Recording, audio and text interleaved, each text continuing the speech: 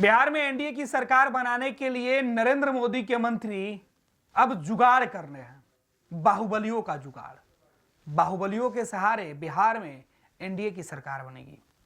आखिर हम ऐसा क्यों कह रहे हैं, समझेंगे। हमारे वरिष्ठ सहयोगी विवेकानंद जी हैं और मोदी के कौन ऐसे मंत्री हैं उनके बारे में भी जानेंगे, उनकी पार्टी के भी बारे में जानेंगे कि ऐसी कौन सी नौबत आ गई कि जो नीतीश कुमार दागदार चेहरों से बचना चाहते हैं, आज उन्हीं के सहयोगी एक बड़े दाग वाले आरोपी कहे जाने वाले बड़े राजनेता के ऊपर दाव लगाने की तैयारी कर रहे हैं। विवेका जी, बिहार की सियासत में तो एक वक्त था कि बाहुबलियों का राज था, लेकिन कुछ समय के बाद जब नीतीश कुमार की शासन आई तो बाहुबली जैसे शब्द खत्म हो गए। अभी भी कई लोग हैं, लेकिन अब मोदी के मंत्री, केंद्रीय मंत्री हैं, वो एक ऐसे शख्स को अपनी पार्टी में शामिल कराने जा रहे हैं, उनके घर जा रहे हैं जो कई राज्यों में आतंक का पर्याप्त रहा है। भले ही वो आज राजनेता बन गया, लेकिन इसके पहले उनके बारे में कहा जाता है कि उनका एक गैंग चलता था, बड़े गैंग के वो अदावत भी उनकी रही। तो ऐसी कौन सी नौबत आ गई कि मोदी के खास मंत्री को घर जाकर, जहां नीतीश कुमार की पार्टी ने इनकार कर दिया, वहीं अब मोदी के मंत्री जाकर उन्हें गले लगाएंगे। बिल्कुल, यह सब कुछ चुनाव को लेकर, क्योंकि आने वाले कुछ महीनों में बिहार विधानसभा के चुनाव हैं, तो बड़े बड़े लोगों को पार्टी की तरफ से शामिल, सभी दल के लोग शामिल करा रहे हैं। उनमें से कुछ ऐसे दल हैं, खास करके अगर सत्ताधारी पार्टी की बात, जो बाहुबलियों को चिन्हित कर रहे हैं। उन्हें लग रहा है कि बाहुबली को अगर हम दल में शामिल कराएंगे और उन्हें टिकट देंगे तो हमारी जीत हो सकती है। इसी कड़ी में मोदी कैबिनेट में मंत्री और बिहार एनडीए के सहयोगी चिराग पासवान, जो मोदी कैबिनेट में मिनिस्टर हैं, चिराग पासवान खान ब्रदर्स को शामिल कराने सिवान जा रहे हैं। वही सिवान जहां कभी मोहम्मद शहाबुद्दीन की तूती बोलती थी, उनका आतंक था, उनके बिना इशारे वहां पत्ता भी नहीं हिलता था, ऐसा कहा जाता है। अब उसी धरती पर उनके धुर विरोधी, और कहा जाता है कि मतलब डॉन राजनीतिक अदावत थी शहाबुद्दीन से, और दोनों उस डॉन को शामिल कराने, जिन पर कई गंभीर आरोप लगे, मर्डर, अपहरण, रंगदारी, कई गंभीर आरोप लगे, सिपाही का मर्डर, कई लोगों के कई आपराधिक कांडों में जिनकी संलिप्तता पाई गई। पुलिस ने 2-2 बार उन पर इनाम घोषित किया। वैसे शख्स को शामिल कराने के लिए चिराग पासवान पटना में नहीं कार्यक्रम कर रहे हैं, उनके घर जा रहे हैं और घर जाकर के उन्हें दल में शामिल कराएंगे। 15 तारीख को इंटरनल जो खबर है कि चिराग पासवान 15 तारीख को सिवान जा रहे हैं और सिवान में बड़ा कार्यक्रम करने वाले हैं। और उस कार्यक्रम में ताकत किसकी लग रही है? उस कार्यक्रम की सफलता की ताकत खान ब्रदर्स, यानी कि खान ब्रदर्स के कंधों पर उस कार्यक्रम के सफल कराने की जिम्मेदारी है। और उसी कार्यक्रम में खान ब्रदर्स, रईस खान, अयूब खान और रईस खान, बिल्कुल, जिन्हें खान ब्रदर्स सिवान में खान ब्रदर्स के नाम से जाना जाता है। तो खान ब्रदर्स के रईस खान लोजपा राम विलास में शामिल हो रहे हैं, और कोई प्रदेश अध्यक्ष नहीं, कोई नीचे के पदाधिकारी नहीं, बल्कि सुप्रीमो जो है, पार्टी के जो सुप्रीमो हैं, जो बॉस हैं, चिराग पासवान खुद चल करके वहां जा रहे हैं और रईस खान को शामिल कराएंगे। तो चिराग पासवान के लिए रईस कितने महत्वपूर्ण है, आप इसी से अंदाजा लगा लीजिए कि जिस रईस खान को जेडीयू अपने पार्टी में एंट्री होने नहीं दी, काफी कोशिश के बाद भी, लंबा समय इंतजार करने के बाद भी उस रईस खान को जेडीयू के अंदर एंट्री नहीं मिली। नीतीश कुमार की पार्टी ने उन्हें एंट्री नहीं दी, जबकि रईस खान ने बिहार जेडीयू के अध्यक्ष उमेश कुशवाहा से लेकर के राष्ट्रीय कार्यकारी जो अध्यक्ष हैं संजय झा, वहां तक जाकर के मुलाकात की। उन्हें लगता था कि उन्हें पार्टी में शामिल, जेडीयू के अंदर उन्हें शामिल कराया जा सकता है, लेकिन ऐसा नहीं हुआ। अब जाकर के थक हार करके उन्होंने लोजपा का दामन थामने का निर्णय लिया और रईस खान चिराग पासवान से मिले, और चिराग पासवान तुरंत स्वीकार एक्सेप्ट कर लिया है। और 15 तारीख को सिवान की धरती पर रईस खान लोजपा के रईस हो जाएंगे। इसका पूरी जानकारी हम लोगों के पास आ गई है, और इस कार्यक्रम की तैयारी के लिए चूंकि चिराग पासवान को वहां पर जाना है, तो कई बड़े नेताओं को वहां पर लगाया गया है कि कैसे कैसे कार्यक्रम करना है, कार्यक्रम कैसे सफल होगा, कार्यक्रम को ऐतिहासिक बनाया जाना है, क्योंकि वहां पर रईस की एंट्री होने वाली है पार्टी के अंदर और एक बड़ा मैसेज देने की कोशिश की जा रही है। तो सवाल यही है कि जो मोदी सरकार कहती है कि ऐसे लोगों को हम मतलब, और उन्हीं के मंत्री जो हैं ऐसे दागदार छवि वाले जिनके दामन पर कई दाग हैं, वैसे लोगों को खुद जा रहे हैं, उनके घर जा रहे हैं, मतलब सिवान जा रहे हैं और सिवान में बड़ा कार्यक्रम आयोजित करके उन्हें पूरे सम्मान के साथ पार्टी में शामिल कराया जाना है। इसकी खुद उन्होंने पुष्टि की है और कहा है कि वे लोजपा रामविलास में शामिल होने जा रहे हैं, क्योंकि जेडीयू के अंदर बार बार समय दिया जा रहा था, टाला जा रहा था, एक तरीके से स्पष्ट है ना कि टाला जा रहा था, बार बार तारीख को बदला जाए, तारीख को डेट जो बढ़ा दिया जाए तो माना जाता है कि टाला जा रहा है। तो रईस खान समझ गए थे कि जेडीयू के अंदर हमें अब एंट्री नहीं मिलेगी, और एंट्री नहीं मिलने के पीछे की वजह यही बताई जा रही थी चूंकि इनके दामन पर कई दाग लगे हुए थे, तो दागदार व्यक्ति को नीतीश कुमार अपनी पार्टी में शामिल नहीं करना इच्छुक नहीं थे, लिहाजा मतलब टाइम दर टाइम उनको बढ़ाया जा रहा था कि हाँ आपको अगले महीने शामिल करा देंगे, अगले महीने शामिल कराएंगे। लेकिन शामिल जब नहीं हुए, इसके बाद उन्होंने लोजपा रामविलास का रुख किया और चिराग पासवान ने हाथों हाथ स्वीकार कर लिया और तय किया कि सिवान में बड़ा कार्यक्रम करिए, उस कार्यक्रम में हम खुद पहुंचेंगे और आपको हम दल में शामिल कराएंगे। आप रईस खान के बारे में जान लीजिए कि अभी हाल कुछ समय पहले 2022 में विधान परिषद के चुनाव हुए थे। तो विधान परिषद का जब चुनाव प्रचार करके वापस जब घर लौट रहे थे तो कहा जाता है कि 21:47 से फायरिंग फायरिंग हुई थी, और फायरिंग में जो है इनके धुरविरोधी, मतलब जो आरोपी है, बिल्कुल जो आरोप लगा था कि शहाबुद्दीन के बेटे समेत अन्य 8 लोगों के ऊपर आरोपी बनाया गया था, और इस घटना में एक शख्स की वहां पर मौत भी हो गई थी। तो आरोप शहाबुद्दीन के बेटा पर लगा था। तो दोनों के यानी कि शहाबुद्दीन गैंग और खान ब्रदर्स गैंग के बीच की अदावत है, जबरदस्त अदावत है। और इनकी सक्रियता सिवान में तब और बढ़ गई जब शहाबुद्दीन को जेल में डाल दिया गया, तिहाड़ भेज दिया गया। उसके बाद कोरोना काल के दौरान जब उनका निधन हो गया, इसके बाद खान ब्रदर्स का सिवान में पूरे तौर पर चलती हो गई। कहा जाता है कि सिवान में जब शहाबुद्दीन की चलती थी तो खान ब्रदर्स सिवान से बाहर यानी कि बिहार से बाहर यूपी एवं अन्य जगहों पर इन लोगों का ठिकाना हुआ करता था। लेकिन जैसे ही वे कमजोर हुए, कोरोना काल में उनका जब निधन हुआ, इसके बाद खान ब्रदर्स की चलती जो है वहां पर बढ़ गई और अदावत अब आमने सामने की लड़ाई है। 2022 में जब फायरिंग की घटना घटी उसमें शहाबुद्दीन के बेटे को सीधे तौर पर नामजद किया गया कि उनकी साजिश है इसमें, और हमें हत्या कराने की साजिश खुद रईस खान ने कही थी बातें, बिल्कुल रची गई, और साजिश रचने में कई अन्य लोग शामिल हैं, और इस घटना में एक व्यक्ति की मौत हुई है।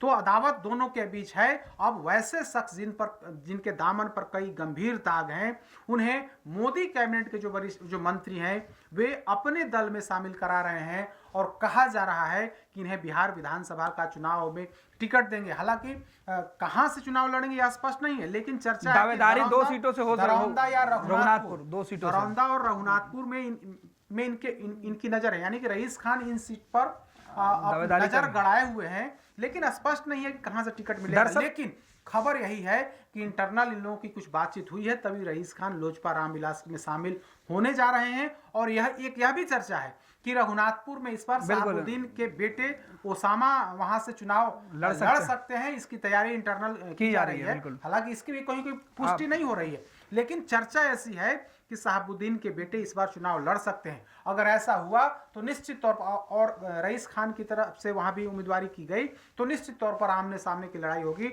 और लड़ाई काफी दिलचस्प होगी, क्योंकि दोनों तरफ से मजबूत है, दोनों तरफ से एक दूसरे के जो धुर विरोधी हैं वे आमने सामने होंगे। तो वैसी स्थिति में वहां का चुनाव दिलचस्प होगा। लेकिन सवाल यही है कि एक दागी व्यक्ति को पार्टी में शामिल कराने के लिए मोदी कैबिनेट के मंत्री खुद सिवान जा रहे हैं और अपने हाथों से उन्हें पार्टी में शामिल कराएंगे। तो सवाल न सिर्फ राजद पर, क्योंकि राजद पर यह आरोप लगता रहा है कि आप अपराधियों को संरक्षण देते हैं, आपराधिक चरित्र वाले नेताओं को पार्टी में शामिल कराते हैं, उन्हें पद देते हैं। अब शहाबुद्दीन को लेकर इसी वजह से टारगेट किया जा रहा था। शहाबुद्दीन को टारगेट किया, तब शहाबुद्दीन के धुर विरोधी जो उसी कैटेगरी के हैं, आप उनको दल में शामिल करा रहे हैं, तो निश्चित तौर पर सवाल यहाँ पर खड़ा होगा। और सवाल चिराग पासवान पर खड़ा हो रहा है कि आप कैसे लोगों को पार्टी में एंट्री दिला रहे हैं। बिल्कुल विवेका जी, लेकिन चिराग पासवान ने तैयारी कर ली कि गले लगाने की तैयारी उन्होंने की है। और 2 सीटों पर देखिए, रघुनाथपुर की जो सीट है वो राष्ट्रीय जनता दल की अभी सिटिंग सीट है, और दरौंदा की सीट, जहां रघुनाथपुर और दरौंदा जो इलाका है वो खान ब्रदर्स के लिए वो उनका कर्मभूमि एक तरीके से कह सकते हैं, क्योंकि वो रघुनाथपुर के आसपास के इलाके के रहने वाले हैं, तो उस इलाके में उनका काफ़ी दबदबा भी है। लेकिन सीटिंग अरेंजमेंट में दिक्कत हो सकती है एनडीए के अंदर। दरौदा से इस वक्त बीजेपी के विधायक हैं और रघुनाथपुर में राष्ट्रीय जनता दल के विधायक हैं, तो दावेदारी रघुनाथपुर पर ज्यादा हो सकती है। बिल्कुल ऐसा कहा भी जा रहा है। उन्होंने वहां पर मीडिया के सामने जब बयान दिया था रईस खान ने, तो उन्होंने कहा था कि 2 सीट पर हमारी नजर है, लेकिन फाइनल कुछ नहीं है, लेकिन हमारी नजर है। लेकिन जो खबर है कि रईस खान की नजर रघुनाथपुर सीट पर है। दरौंदा चूंकि बीजेपी का सिटिंग है, तो sitting seat Bharatiya Janata party छोड़ेगी, यह संभव नहीं है। और तो वैसी स्थिति में रघुनाथपुर, चूंकि आरजेडी से वहां विपक्षी पार्टी का वहां पर विधायक है, तो वैसी स्थिति में दरौंदा पर नजर है और लोजपा की कोशिश, रघुनाथपुर पर नजर है। और लोजपा, अगर चिराग पासवान तैयार हैं, तो निश्चित तौर पर रघुनाथपुर की पर नजर लोजपा की जाएगी और उस सीट पर दावेदारी ठोकेगी। अब देखना होगा क्या कुछ होता है, लेकिन चर्चा यही है, फिर से हम लोग कह रहे हैं कि चर्चा यही है कि आप चाहे जिसे टिकट दे लें, जिस सीट पर आप टिकट दें, लेकिन दामन, वैसे व्यक्ति जिसके दामन पर कई दाग लगे हैं, और दाग सिर्फ छोटा मोटा नहीं बल्कि गंभीर दाग, कानूनन जितने गंभीर आरोप हैं, गंभीर मतलब हत्या और अपहरण और रंगदारी, कुछ इस तरह के आरोप हैं, एक नहीं अनेकों आरोप हैं। और वैसी स्थिति में अगर आप उन्हें दल में शामिल कराते हैं, तो सवाल तो उठेंगे और सवाल पूछे जाएंगे कि आपका चरित्र भी वही है जो आप आरोप दूसरे पर लगाते हैं, वो आरोप, वैसे आरोपी को आप खुद अगर दल में शामिल करा रहे हैं, तो आपके दामन पर भी कहीं ना कहीं उसके छींटे पड़ेंगे और चिराग पासवान को इसका जवाब जो है देना होगा। विवेका जी, अगर चिराग पासवान की बात करें तो बिहार में चिराग पासवान पिछले कई दिनों से दिखाई नहीं पड़ रहे थे। अचानक आए और अचानक उन्होंने इस तरीके का फैसला लिया, जिस सम्मेलन को वो पटना में कर सकते थे, सिवान जाने का मकसद भी साफ दिख रहा है कि सिवान में चिराग पासवान अपनी पार्टी का दमखम दिखाना चाहते हैं। देखिए, दमखम तो दिखाने की कोशिश कर ही रहे हैं। लोकसभा चुनाव 2024 जब संपन्न हुआ, उसके बाद से ही कहीं ना कहीं उनका बॉडी लैंग्वेज बदल गया। वे बार बार यह बात कहते हैं कि उनका स्ट्राइक रेट 100% है और इस स्ट्राइक रेट के आधार पर अब आगामी यानी कि 2025 के विधानसभा चुनाव में सीट का डिमांड किया जाएगा। तो चिराग पासवान का डिमांड बढ़ते जा रहा है और अब वे दमखम दिखाने की कोशिश कर रहे हैं, लेकिन यह दमखम कितना चलेगा यह भविष्य के गर्त में है, क्योंकि 2 बड़ी पार्टियां जेडीयू और बीजेपी है और वैसे में तीसरे नंबर की पार्टी आप हैं।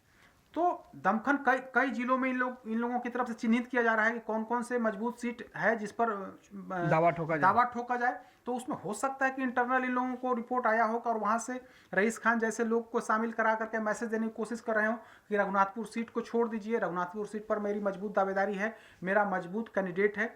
तो ऐसा लगता है कि रईस खान को शामिल कराने के पीछे एक और मकसद है कि सिवान में उनकी एक मजबूत मतलब कैंडिडेट हो और उस आधार पर एक सीट जो है रघुनाथपुर सीट वे लें। ऐसा कहा जा रहा है, ऐसी चर्चा है कि इन लोगों का इंटरनल अपना कुछ समीक्षा चल रहा है और ये जेडीयू और बीजेपी पर भी दबाव हो सकता है, क्योंकि सिटिंग सीट बीजेपी छोड़ेगी नहीं और जेडीयू भी तैयारी कर रही है। तो स्पष्ट है ना, जेडीयू और बीजेपी दोनों सिटिंग सीट नहीं छोड़ने वाले। हो सकता है कि एक अदला बदली हो जाए, बिल्कुल, वो भी लोजपा के पास तो कोई सिटिंग विधायक है नहीं, तो जेडीयू और बीजेपी के अंदर सीटों की अदला बदली हो सकती है। लोजपा को ऐसा लगता है कि वैसी सीटें दी जाएंगी जो जहां पर न जेडीयू के विधायक हैं न बीजेपी के विधायक हैं, मैक्सिमम वैसी ही सीटें दी जाएंगी।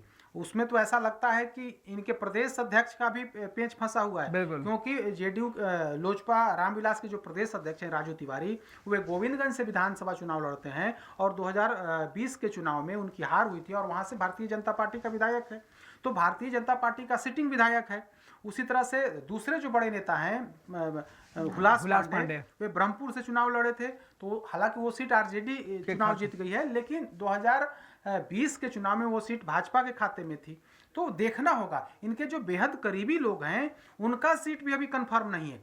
तो रईस खान का सीट कितना कंफर्म होगा यह भविष्य के गर्त में है। लेकिन दावेदारी तो ये बढ़ा रहे हैं कि देखिए मेरे पास उम्मीदवार हैं, लड़ाका हैं, बिल्कुल, तो योद्धा, मजबूत योद्धा को दिखा करके, लड़ाका को दिखा करके ये चिराग पासवान की तरफ से जरूर बताने की कोशिश होगी कि फलाने सीट पर हमारे फलाने उम्मीदवार हो सकते हैं।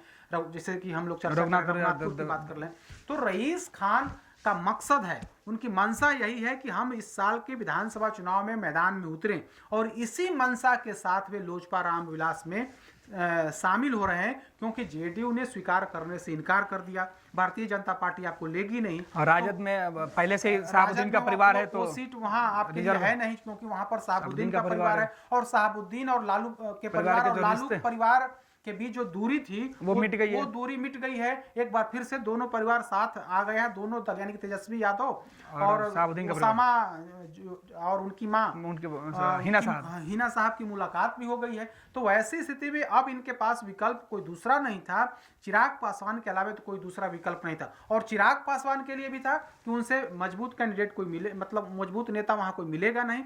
तो वैसी स्थिति में चिराग पासवान खुद वहां जा रहे हैं और अपनी हाथों से शामिल करा करके मैसेज देने की कोशिश करेंगे कि अब सिवान में भी हमारा मजबूत कैंडिडेट एक सामने आ गया है और हम उसे चुनावी मैदान में उतारेंगे। लेकिन कितना सफल होंगे यह तय नहीं है, लेकिन इतना जरूर है कि रईस खान चुनाव लड़ने की मंशा से ही वे लोजपा रामविलास का दामन थाम रहे हैं। बिल्कुल, बहुत बहुत धन्यवाद विकास जी। तो बिहार में चिराग पासवान मोदी के हनुमान के नाम से जाने जाते हैं, और ये हनुमान जहां मोदी अपराध, भ्रष्टाचार और दागियों से दूरी की बात करते हैं, वही चिराग अब एक दागदार चेहरे के साथ खुद की ताकत बिहार में दिखाने की कोशिश में जुटे हुए हैं। देखना है कि इसमें सफलता कितनी मिलती है। नेताजी सुभाष मेडिकल कॉलेज एवं हॉस्पिटल लेकर आए हैं गर्भवती महिलाओं के लिए निःशुल्क डिलीवरी की सुविधा। हाई रिस्क प्रेगनेंसी के साथ छोटे बच्चों का रखरखाव एवं NICU की सुविधा उपलब्ध है। बच्चेदानी का ऑपरेशन, दूरबीन विधि से सभी प्रकार के ऑपरेशन एवं OPD की सुविधा न्यूनतम दर पर प्राप्त करें। NSMCH, अम्हारा, बेहटा, पटना।